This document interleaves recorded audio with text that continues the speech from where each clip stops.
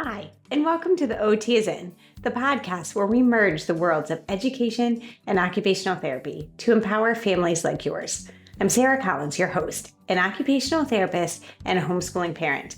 I've experienced occupational therapy by supporting families for over 15 years, but also through seeking out support of my own children, so I'm right here in the trenches with you.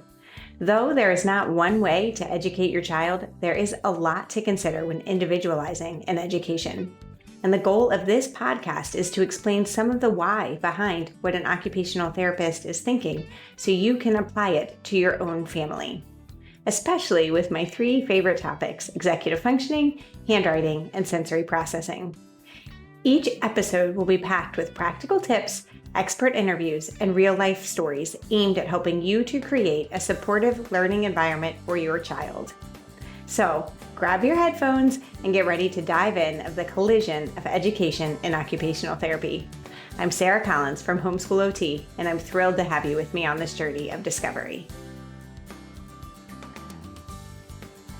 Hey, and welcome back to the OT is In podcast. I'm your host, Sarah Collins, occupational therapist and homeschool mom.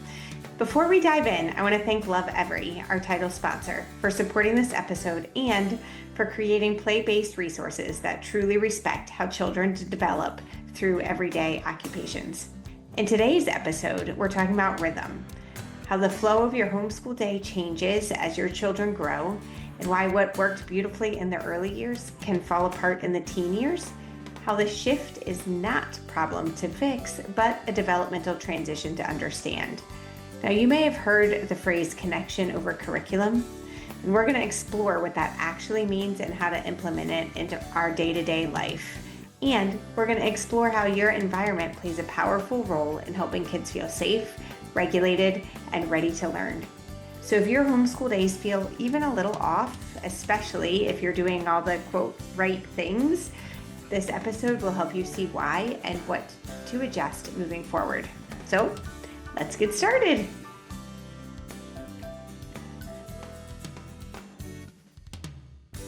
Now, I'm recording this in December, definitely a time of busyness, but you're hearing it in January. This is the time of fresh starts and big decisions. We're gearing up for spring when in the education world, it's even bigger decisions. No joke, I've already had a conversation just today on about what we may be doing next year during our homeschool year. Where we're finishing and we're figuring out what to do in the future. If you're listening to this because your child didn't fit well in their prior educational system or in your homeschool, maybe because of sensory needs, anxiety, learning differences, executive functioning challenges, or simply because the system wasn't designed for who your child actually is, I want you to know this: you are not alone. Leaving school often comes with urgency, a feeling of, I need to educate quickly, a pressure to catch up, or a fear of doing it wrong. And that urgency often pushes families straight into curriculum choices. Now, if you're also listening to this because you want a fresh start to the year, maybe because the beauty of what you envisioned for your educational choice didn't go as planned, and you want to make big changes, this also frequently comes with a sense of urgency, a feeling of, I am not doing this right, I'm not enough for my kids, or my choice this far is ruining my child. That urgency often pushes families straight into searching for the right tools. Today, I want to slow that down a little bit because education, especially homeschooling, works best when we don't start with curriculum, but we start with the child. To walk through that together, I'm going to use a model. It's called the PEO model. It stands for Person, Environment, and Occupation. Now, it's foundational in occupational therapy, but it's also incredibly helpful for homeschooling families, especially those stepping out of something that didn't quite fit well. We're going to use this model as our roadmap, and we'll ground everything in two key truths. One, you already know your child best, and two, you already love them most. When we begin homeschooling, the very first step is not asking, what should I teach? It's asking, what is already true about my child? As parents, we have something incredibly valuable: firsthand knowledge. We've lived with our children. We've seen their nervous systems under stress. We've seen what lights them up. and we know what overwhelms them and what calms them. We know what brings them joy and what brings them shutdown. This lived knowledge matters. And what's beautiful is that this idea with starting who the child truly is shows up across many frameworks. Now, I'm going to mention scripture, pop culture worldview, and then educational philosophy. I recognize that we don't all believe the same things, and I want you to know all are welcome at Homeschool OT. I hope you feel that. But I want to talk about it here because recognizing the individuality of our children is something that is reflected across all different belief systems.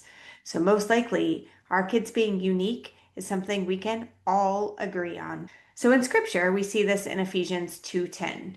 This is the verse that Homeschool OT is built upon. It is, "For we are his workmanship, created in Christ Jesus for good works, which God prepared beforehand that we should walk in them." Your child is his workmanship, uniquely formed, intentionally crafted, designed with a purpose. Their strengths, their wiring, their needs, their gifts, none of these are accidental. They're not a mistake, they're not a problem, and they're not behind. This truth is foundational. God already knows your child, and you get to discover what he has placed in them. Now let's switch over to educational philosophy. Charlotte Mason, who, by the way, whenever asked this icebreaker question, who in history would you want to have a conversation with? She's my girl. A little nerdy, but that's okay. She rooted her philosophy in the belief that each child is a full person, not an empty container waiting for information or a project to sculpt or problem to fix. She calls them a born person, full of potential, dignity, ideas, interests, and individuality. Her whole model begins with honoring the person first. Now, even in our current secular culture, we hear echoes of this idea. Live your truth, honor who you are, take care of your needs. And while the frameworks differ, the core concept does overlap. Who the person is matters. So, homeschooling begins by recognizing truth. What is true about your child right now? It shows up practically in two words that we've been using a lot lately. Definitely in episode 86 and right now in episode 87. We say these terms acceptance and expectancy. Now, be sure you downloaded that companion guide. It's linked in the show notes for episode 86 and 87 because it's going to help you to apply these concepts we're going to be talking about today to your day-to-day life. Now, acceptance means seeing your child clearly, without comparison, without shame, and without urgency to fix. Acceptance sounds like this is how my child's nervous system works, their current capacity, and this is where they are today. And expectancy means believing deeply that growth is possible. Not pressured growth or rushed growth, but supported, meaningful growth. It says, my child is capable, my child can learn, my child can grow with the right supports. And these two must exist together. Acceptance without expectancy feels stagnant, and expectancy without acceptance feels crushing. Together, they form this posture of OT-informed homeschooling. Okay, so I recognize this right here that I'm about to say is a very bold statement, but I'm putting it out there here, putting it out here at the OT is in, and I stand by it. If you start with curriculum rather than starting with your child, you are behind because the curriculum is written for the statistical every child, and you don't have an every child, you have your child. Okay, so I'm putting myself in your shoes right this minute. You're like, cool, Sarah, this is great philosophy. You actually talked about this last episode. So are you going to tell me something new? And what does this practically look like? How do I see my child clearly? What am I looking forward to? All right. So this acceptance and expectancy are not vague feelings. They're grounded in observation, loving, curious, non-judgmental, noticing. Let's shift into this practical OT lens. Remember, we talked about this PEO model that we're going to be using today. So the person is the child's inner world, the patterns, tendencies, and needs that shape how they learn and how they function. So you don't need your OT degree to do this because you already have been observing your child their whole life. Now we're simply putting words and a structure to what you already know. All right, I want you to start with regulation. Notice how your child's body responds to the world around them. right? Some kids take in everything at once, the sounds, the lights, the movements, and their system gets overloaded very quickly, where others need more input just to stay alert. You might see this in the child who melts down in busy spaces or the one who's constantly moving and leaning or chewing or fidgeting just to stay grounded. These aren't the behaviors to correct, but instead they're sensory clues. And they tell you what the nervous system needs in order to feel safe and learn. So that's where you're going to start with writing down just observations of what on your child. How are they moving? What are they holding in their mouth? What are their reactions to you when you're talking or in a different environment? And then begin to notice what's happening behind the scenes when learning feels hard. Executive functioning lives in that area. These are the skills that help you to get started, stay organized, manage emotions, and stick with something when it's uncomfortable. Some kids freeze, like at the starting line, and others get overwhelmed when a task feels too big or unclear. Some kids need information broken into small little pieces, and others really struggle when plans change unexpectedly. These patterns shape how learning feels for your child long before they show up as incomplete work or as resistance. So pay attention to those, jot them down. What do you see on a day to day basis? You're also going to want to pay attention to how your child naturally engages with new information. It's not about learning styles, but more about processing. Some kiddos think out loud, verbal processing. I do. That's why I love podcasting.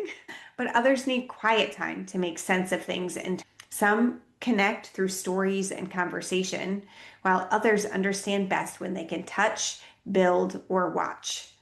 And some thrive on routine, where others light up when there's novelty or something brand spanking new. None of these are better or worse. They're simply signals that help us to choose the right teaching approach. Throughout all of this, notice the rhythm of your day. When does your child seem most regulated and ready, or when do things start to fall apart? Are there predictable windows of this? Typically, there's clarity in there, predictable crash points, predictable times when they're doing well. When we align learning with these rhythms instead of fighting against them, we're going to reduce these power struggles and increase our success almost immediately. And finally, don't skip this part. Notice joy. What lights your child up? What do they return to again and again? What will they persist in even when it's hard? These interests are not distractions from what they're learning, they're doorways into it. When you notice the person this way, then you stop asking, what's wrong with my child? And instead, you're asking, what does my child need in order to thrive? And that shift changes everything. Here's where I want to come back to that feeling of urgency. Because when families make educational choices, there's often, again, this sense of, I got to do this quickly, need to keep up, I have to start with this curriculum. But here's the truth, connection comes before the curriculum. When your child feels seen, regulated, and safe, learning becomes more accessible. So slowing down is not actually losing time. Instead, it's building the foundation that makes learning possible. So we've talked emotionally about connection and slowing down, but there's actually neuroscience and educational research foundation behind this. I'm going to make sure these sources are listed in the show notes for you. But let's talk through them a little bit here. Now, Stephen Porges, he's an American psychologist, and he's known for developing the polyvagal theory. He describes safety as more than emotion. Instead, he describes it as a physiological state that supports social engagement and co-regulation. When safety cues are present, the nervous system is more available for connection, communication, and exploration. And when safety cues are missing, the system shifts towards protection. When you're in that state of protection, you're not learning new things. And I want to be clear, I want to not claiming that every homeschool day needs to feel like calm and perfect and we're all sitting by the fire and on the couch and snuggled up together. But I am saying that many kids, especially those leaving school because they weren't thriving, this felt safety, whatever that looks like in your home for your child, it is a prerequisite for real learning to take root. That means when this child feels safe and connected and in this with like I'm in this with you, that as a team, their brain is more ready to learn, not just emotionally, but cognitively. So I'm going to list another type of research, but before that, I want to define the term trauma informed because it can sound heavy and it doesn't always mean what people assume. When researchers and educators use that phrase trauma informed, they're not only talking about extreme or catastrophic events. In education and occupational therapy, trauma informed means an approach that recognizes how stress, overwhelm, and repeated experiences of not feeling safe can affect a child's nervous system, behavior, and their ability to learn. So that stress could come from chronic overwhelm in noisy or crowded environments. It can come from repeated academic failures. It can come from feeling misunderstood or constantly corrected. It can come from pressure to perform beyond their current capacity, or again, this lack of felt safety that we were just talking about. It can come from ongoing anxiety or dysregulation. A recent article that had a large systematic review of school-wide trauma-informed approaches. It summarized what decades of neurobiology and stress research has shown. It said chronic or intense stress activation can interfere with development, relationships, behavior, and learning. In other words, guys, this isn't just big feelings. It's brain and body resources that are being diverted to what a child thinks is survival. So when we slow down to focus on the child before we're giving these tools or curriculum, we're not pausing education. We're creating the conditions that make education possible. Okay, from here, let's move into the next layer of the PEO model. We've talked a lot about the person, so let's move on to the education. We've talked a lot about the person, so let's move on to the environment piece and explore how to create spaces and rhythms that support what you've discovered about your child. It's tempting and very common to set up a classroom at home. No joke, we had 2 desks in this room that I'm sitting in now. It's my podcast studio. I had a flag so we could do the Pledge of Allegiance. We set up our classroom at home. We even had a bell for transitions, guys. But here's the thing, that's school at home. It's not homeschooling. It may look familiar to you, and it may actually look familiar to your child, but it's not necessarily serving your child. I'm saying not necessarily. Some kiddos it's great for. This very separate space, it can be helpful, but the real question isn't can we replicate school, but does this space support my child's sensory and regulatory needs? So consider instead seating options. Like consider, does something allow movement like wobble stools or cushions or standing possibilities?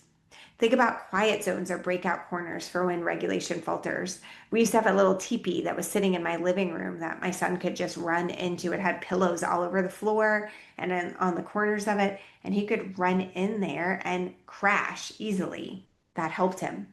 Think about the visual clutter around your home. Is this something, if your child is easily distracted, are they still going to be so within your home? What about your lighting, natural lighting or calming lighting if the environment is too overstimulating?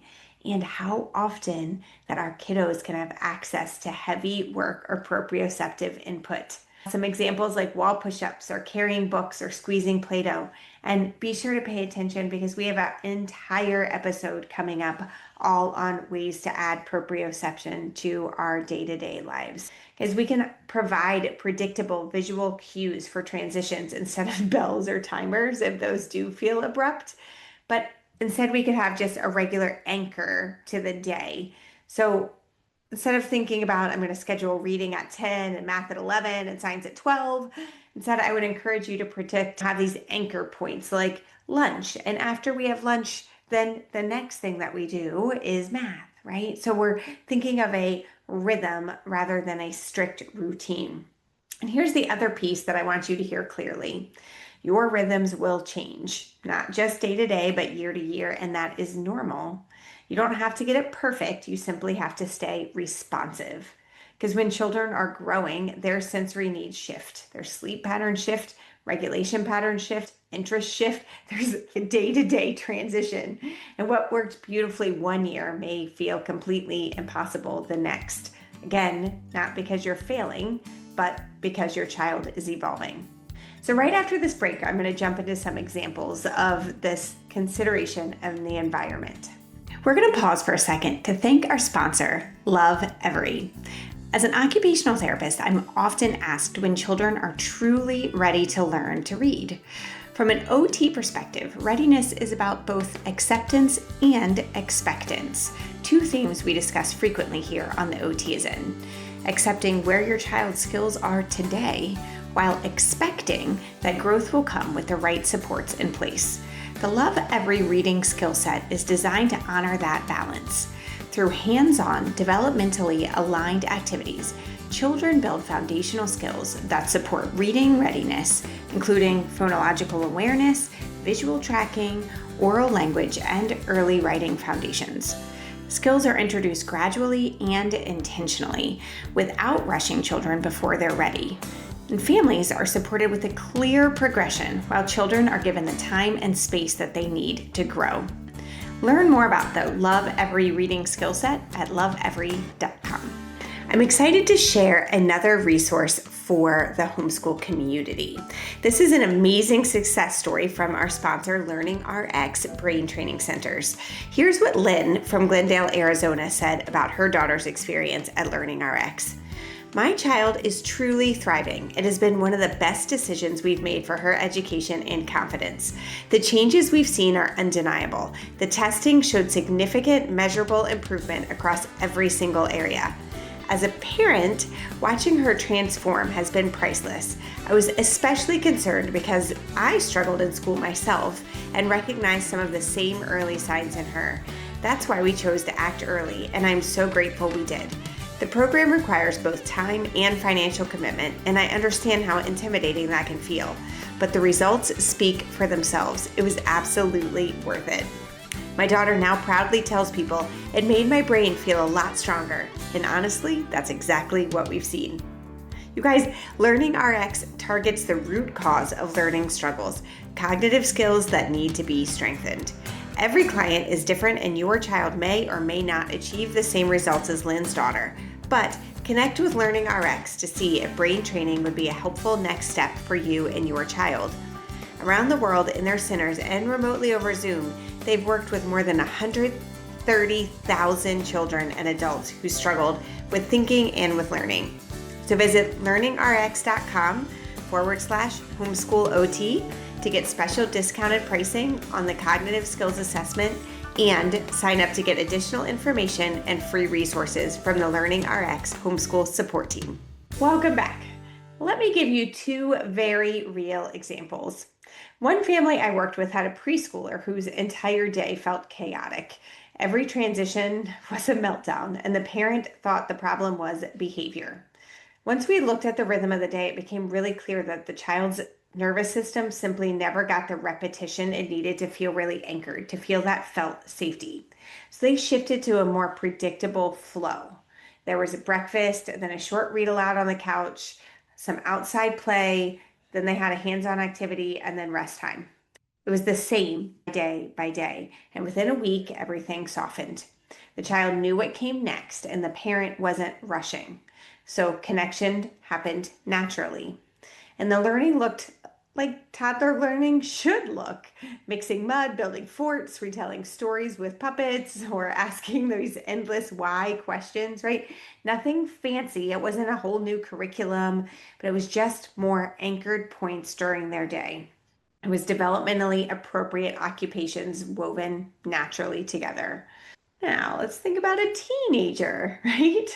A different family had a teenager who struggled every morning. They were convinced he was, quote, behind because he couldn't get started on time. But once we stepped back together and we observed him as a person, it was pretty obvious that he wasn't unmotivated, but instead he was genuinely not alert at 8 a.m. His nervous system came online closer to 10. And so they had to shift their rhythm. They still did have breakfast together at 9, and then they had a quick check-in to set up their day, and then movement. So he would go outside, sometimes shooting hoops or walking the dog, and listening to audiobooks while they were moving around or walking. Then he could handle his independent work block later in the morning. And their richest conversations didn't actually happen until evening or in the car. Right? His guard was down. So they still had their structure there, but it stretched out to fit who he was becoming. And once this rhythm aligned with his developmental stage, his engagement skyrocketed. He wasn't avoiding his work, he just needed a rhythm that matched his current developmental stage, his brain, and his body. So want you to pause for just a second and look at the physical space that you use for homeschooling. What do you think is one thing that you could just change this week to better support your child's sensory regulation or their needs? Or that you could just insert starting tomorrow to create a little bit more predictability?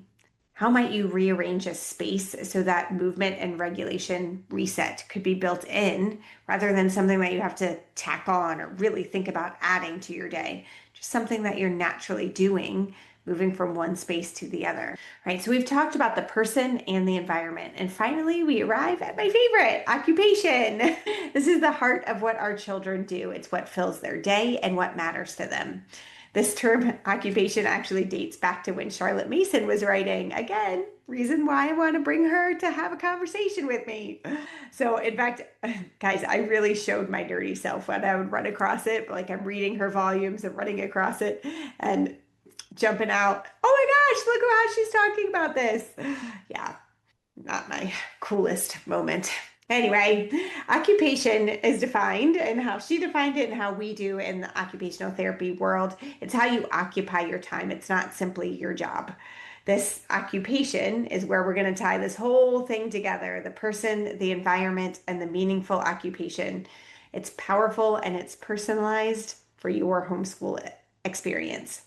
So kids reveal themselves through what they gravitate towards, whether it's building with Legos or watching YouTube demos of dinosaurs. That's what my son is doing all the time right now, or reading graphic novels, writing fan fiction, cooking, horseback riding. Guys, these are all not hobbies, but instead they're clues to how our kids engage, how they learn, how they problem solve, and how they persist. So think about, what do your children choose when they have free time? What topics do they talk about repeatedly? What small failures or frustrations in their interest area do they hang in there and keep on working? Can they persist when it's their interest? These help you to design occupations that align not just with the curriculum, but with them. Now, remember, they can't be interested in things that they've never seen or tried. So, a big part of our job as homeschoolers and educators is to offer exposure, like field trips, even short local outings, or books, videos, podcasts, and new realms. Maker experiences like tinkering or art or gardening or robotics, or conversations with different people, mentors, friends, even the people at the grocery store. Let them talk about what they love. This is not forcing interest, but instead inviting the world and noticing what your child lights up with. When you finally get to thinking about curriculum, the best choice is the one that can flex into their interests, their sensory or executive functioning profile, and your environment. So, for example, if your child loves hands on making, you want to think about a science curriculum that would be heavy in labs and projects and wouldn't just be worksheets. If your child needs movement breaks, you can incorporate movement based tasks into their learning blocks. For example, we do walk and talk spelling a lot. We'll go on a walk and we'll just spell words back and forth or jump for a correct math answer. Goodness, even with spelling, I used to ask my son to spell the word and then he would jump into my couch or crawl across the room on a scooter to search for letters. There's so many different ways that we can add these things into our day-to-day life. If your child does struggle with sustained attention, we want to think about smaller little chunks of occupation and building in lots of choice and agency. So, if you're falling into this trap of one size fits all, I hope that this is giving you some hope.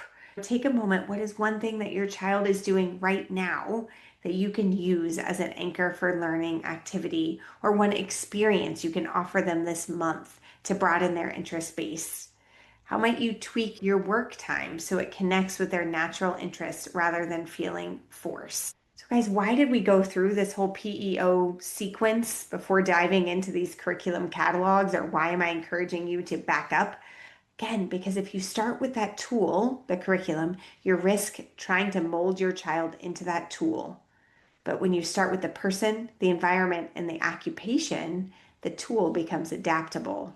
And for the parent whose child didn't fit into public school, you're not starting over in a new school at home. You're starting from scratch. This is a sense that you're designing a fit, one that matches your child's brain, body, and environment and passions. Guys, this is deeply liberating. I hope you feel that, but also requires a lot of intentionality. So as you leave, consider your next educational choices. Let this be your mantra.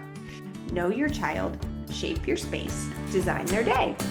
If you'd help crafting your next steps, whether this is a custom plan for your child's executive functioning profile, a sensory-aware space redesign, or interest-based work blocks, I'd love to walk through that with you here at Homeschool OT. And if this episode did resonate with you, please share it with another parent who might be wondering whether curriculum should be their starting point. Thanks for joining me, and remember, the OT is always in.